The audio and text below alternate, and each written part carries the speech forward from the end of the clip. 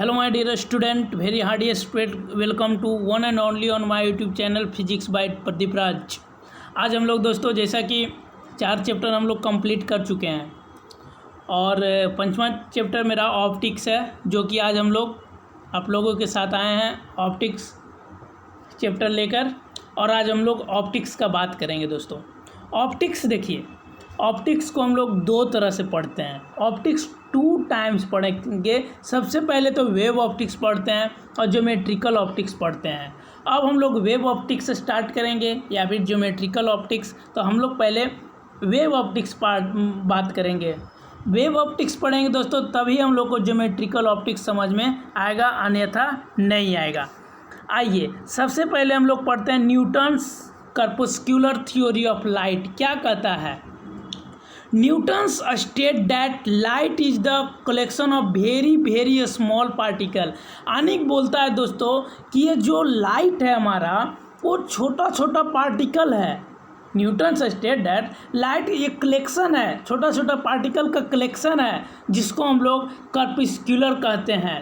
That always follow particle nature during its propagation. यानी कि इसको प्रोपगेट करने के लिए, वाइब्रेट करने के लिए, ट्रैवल करने के लिए पार्टिकल की आवश्यक पड़ता है। Hence light follow rectilinear. इसी कारण यानी कि जो लाइट होता है वो हमेशा स्ट्रेट लाइन में चलता है। मतलब रेक्टिलिनियर करने का मतलब रेक्टिलिनियर प्रोपगेशन कहिए या फिर स्ट्रेट प्रोपगेशन कहिए, दोनों सेम है दोस्तों। तो ये हो गया Newton's corpuscular theory of light. Newton's state that light is the collection of very small particle called corpuscular theory. It also follow particle nature during its propagation. Hence light follow a rectilinear or a straight propagation। चलिए दोस्तों हम लोग आगे चलते हैं, जिसका नाम है Newton corpuscular theory of light. Newton corpuscular theory of light क्या होता है दोस्तों? आइए हम लोग Newton corpuscular theory of light पढ़ते हैं। देखिए इसमें सबसे पहले क्या होता है, ये क्या है? ये एक सरफेस है, पॉलिश सरफेस है, ये सरफेस है, ठीक है। ये वाला जो लाइट आता है, इस लाइट को हम लोग क्या कहते हैं? Incident ray. Incident ray. और ये जो लाइट इस तरह से जाता है, यहाँ से जाता है, सॉरी दोस्तों, यहाँ से, तो इसको हम लोग क्या कहते हैं? Reflected ray. क्या कहते हैं? रिफ्लेक्टेड रे कहते हैं। रिफ्लेक्टेड रे कहते हैं। यहाँ से एक परपेंडिकुलर लाइन आता है, जिसको हम लोग क्या कहते हैं? नॉर्मल रे। इसको क्या कहते हैं? नॉर्मल रे कहते हैं। इसको हम लोग नॉर्मल रे कहते हैं दोस्तों। आइए, ये जो नॉर्मल रे और इंसिडेंट रे दोनों का जो बीच का एंगल होता है, ये होता है एंगल ऑफ इंसिडेंस। क्या होता है? Angle of incidence. INCIDENC लिख दीजिएगा नोट्स में, एंगल ऑफ इंसिडेंस। और नॉर्मल रे और रिफ्लेक्टेड रे का जो बीच में होता है वो होता है एंगल ऑफ रिफ्लेक्शन। क्या होता है बाबू? Angle of reflection. REFLECTION, angle of reflection. तो ये तो आपको समझा दिए, वो अब दिक्कत नहीं होगा यहाँ पे। तो देखिए ये लाइन है angle of incident, angle of reflected ray. तो यहाँ से वो क्या किए न्यूटन साहब कि यहाँ से एक जो रिफ्लेक्टेड रे है वहाँ पे भी एक परपेंडिकुलर लाइन खींचे, और इधर तो जो दिए वो C sin R दिए, मतलब रिफ्लेक्टेड, और इधर दिए C cos R दिए। और इस इंसिडेंट रे, जो इंसिडेंट रे है, इधर दिए C sin क्या दिए? I दिए, इधर C sin I दे रहा है, ठीक है। इधर I, इधर R। क्लियर है दोस्तों? चलिए अब हम लोग यहाँ पे देखिए, डायरेक्ट यहाँ पे आइए आप। यहाँ पे देखिए MC sin I, नहीं तो छोड़िए आप MC को हटाइए, तो C sin I और C sin R, तो C कटेगा तो sin I by sin R। तो यहाँ पे angle I is equal to angle R। ये क्या किए थे? ये डायरेक्ट प्रूव कर दिए थे कि यह जो है ये एंगल I मतलब एंगल ऑफ इंसिडेंस वो बराबर होता है एंगल ऑफ रिफ्लेक्शन का। लेकिन यह जो है ये गलत कर दिया गया। क्या कर दिया गया? गलत कर दिया गया। क्यों? क्योंकि ये जो स्नेल्स लॉ बोला था, स्नेल्स लॉ का न्यूटन जी यूज ही नहीं किए थे। आइए हम लोग देखिए पढ़ते हैं उसके बारे में।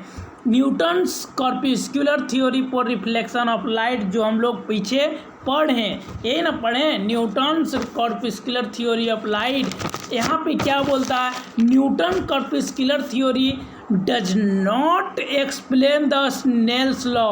वो कहीं भी स्नेल्स लॉ का बात ही नहीं किए थे। स्नेल्स लॉ क्या होता है, तो स्नेल्स लॉ होता है sine I by sine R. ये जो होता है दोस्तों स्नेल्स का नियम कहता है sine I by sine R. तो कहीं भी जो न्यूटन्स कॉर्पस्कुलर थ्योरी था वो स्नेल्स लॉ के बारे में डिफाइन ही नहीं किए थे, इसीलिए हम लोग इस थ्योरी डिसरिगार्ड मीन्स होता है रिजेक्ट कर देना। उस थ्योरी को क्या कर दिया गया, रिजेक्ट कर दिया गया। तो देखिए यहाँ पे देखिए फिर ये क्या किए कि बोले थे कि ये तो v is equal to C sine I by sine R. नियम फर्स्ट लीजिए, फर्स्ट इक्वेशन है यूजिंग स्नेल्स लॉ, तो फिर ये स्नेल्स लॉ लगाएं sine I by sine R, v directly proportional है सी हुआ, सी जो है स्पीड ऑफ लाइट है, ठीक है। आइए हम लोग अब पढ़ेंगे वेव फ्रंट दोस्तों। वेव फ्रंट क्या होता है, वेव फ्रंट वो देखिए। Wave front is the locus of all those particle, यानी कि पार्टिकल जितना भी पार्टिकल होता है उसका लोकस होता है। कौन, वेव फ्रंट। उसका लोकस जो होता है मीडियम का, जो ऑसिलेट करता है, वाइब्रेट करता है अबाउट इट्स मीन पोजीशन, ये मीन पोजीशन पे। लेकिन कैसा फेज में, तो याद रखिएगा ये सेम फेज में। कैसा फेज में, सेम फेज में करता है बाबू। कैसा फेज में, सेम फेज में। तो wave front is the locus. Wave front क्या है, लोकस है किसका, ऑफ ऑल दोज पार्टिकल, हर उस पार्टिकल का, हर उस मीडियम का जो ऑसिलेट करता है about it's mean position in same phase, जिसको हम लोग वेव फ्रंट कहते हैं। और वेव फ्रंट का दोस्तों हम लोग 3 टाइप पढ़ते हैं। वेव फ्रंट का 3 टाइप कौन कौन, एक तो होता है स्फेरिकल वेव फ्रंट, दूसरा होता है सिलेंड्रिकल वेव फ्रंट, थर्ड होता है प्लेन वेव फ्रंट। तो सबसे पहले हम लोग बात करेंगे स्फेरिकल वेव फ्रंट। सबसे पहले देखिए बता type of wave front according to geometry of wave front it is divided in 3 part. ये 3 टाइप में बांटा है, 3 पार्ट में बांटा है, जिसका नाम है स्फेरिकल वेव फ्रंट। सेकेंड हम लोग चलेंगे आगे सिलेंड्रिकल वेव फ्रंट, फिर उसके बाद हम लोग पढ़ेंगे प्लेन वेव फ्रंट। आइए हम लोग स्फेरिकल वेव फ्रंट पढ़ते हैं। क्या होता है स्फेरिकल वेव फ्रंट, आइए। Spherical wave front, any point source of light, वो पॉइंट है लेकिन वह लाइट का स्रोत होना चाहिए, सोर्स होना चाहिए, विथ स्फेरिकल ज्योमेट्री, प्लस में उसका जो शेप हो वो ज्योमेट्री शेप में होना चाहिए। आर प्रोड्यूस वेव फ्रंट, और जो वो वेव फ्रंट को प्रोड्यूस करता है वैसा वेव फ्रंट को प्रोड्यूस करे जो स्फेरिकल शेप हो। कैसा शेप हो, स्फेरिकल शेप हो, तब हम लोग उसको कहेंगे स्फेरिकल वेव फ्रंट। चलिए हम आपको ये अच्छा से बताते हैं। क्या बोला, एक छोटा सा मोमबत्ती टाइप का ले लीजिए, जो मोमबत्ती होता है घर में। ये जो मोमबत्ती जब आप बर्न कीजिएगा, जलाइएगा, तो इस तरह से लाइट को स्फेरिकल वेव फ्रंट बनाते हुए निकलता है। ये स्फेरिकल वेव फ्रंट क्या होता है, बनाते हुए निकलता है। और स्फेरिकल वेव बनाते हुए तो निकलता है, लेकिन यहाँ पे जो ये लाइन होता है, एक परपेंडिकुलर लाइन इस पे खींचिए, इस परपेंडिकुलर लाइन खींचिए, ये भी परपेंडिकुलर लाइन खींचिए, ये परपेंडिकुलर लाइन खींचिए, ये परपेंडिकुलर लाइन। तो ये जो लाइन परपेंडिकुलर आप खींचे हैं ये रे ऑफ लाइट है। क्या है, रे ऑफ लाइट है। और सर आप इसको परपेंडिकुलर कैसे कहिएगा, सर आप परपेंडिकुलर इसको किस तरह से कहिएगा। देखिए दोस्तों यहाँ पे 90 डिग्री, बना रहा है। यहाँ पे भी 90 डिग्री, यहाँ 90 डिग्री, यहाँ 90 डिग्री, यहाँ 90 डिग्री, यहाँ 90 degree, 90 degree, 90 degree, 90 degree.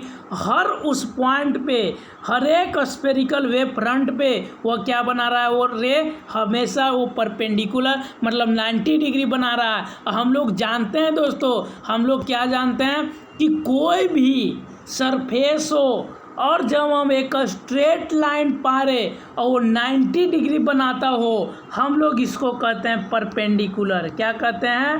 Perpendicular. तो यही तो बोला। उसके बाद क्या बोला? Any straight line perpendicular to the wave front. अगर उस वेव फ्रंट पे कोई भी परपेंडिकुलर लाइन खींचते हैं तो वो रे ऑफ लाइट शो करता है। क्या शो करता है? रे ऑफ लाइट, और एक दूसरे से क्या होता है? परपेंडिकुलर होता है। ठीक है, जैसा कि देखें आप ऊपर। अब cylindrical wave front, cylindrical wave front क्या होता है?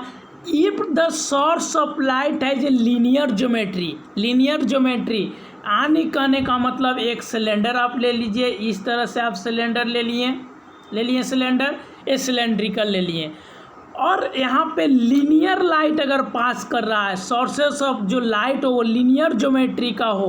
कैसा ज्योमेट्री का हो? लीनियर ज्योमेट्री का हो, जो डेवलप करे wave front with cylindrical geometry. वो सिलेंड्रिकल ज्योमेट्री जैसा वेव फ्रंट को अगर वो डेवलप कर रहा है तो हम लोग वहाँ पे क्या कहेंगे? सिलेंड्रिकल वेव फ्रंट कहेंगे। क्या कहेंगे? सिलेंड्रिकल। वैसा ही ऊपर जैसा ही क्या होगा? रे ऑफ लाइट होगा। क्या होगा दोस्तों? रे ऑफ लाइट हो जाएगा, रे ऑफ लाइट। क्लियर है? रे ऑफ लाइट ये सिलेंड्रिकल बनाएगा। कहने का मतलब है कि अगर वेव फ्रंट स्फेरिकल बना रहा है तो स्फेरिकल वेव फ्रंट, अगर वेव फ्रंट सिलेंड्रिकल बना रहा है तो सिलेंड्रिकल वेव फ्रंट। ठीक है, क्लियर? चलिए अब हम लोग plane wave front, plane wave front कुछ खास नहीं है। देखिए plane wave front, if the source of light is place at a very large distance.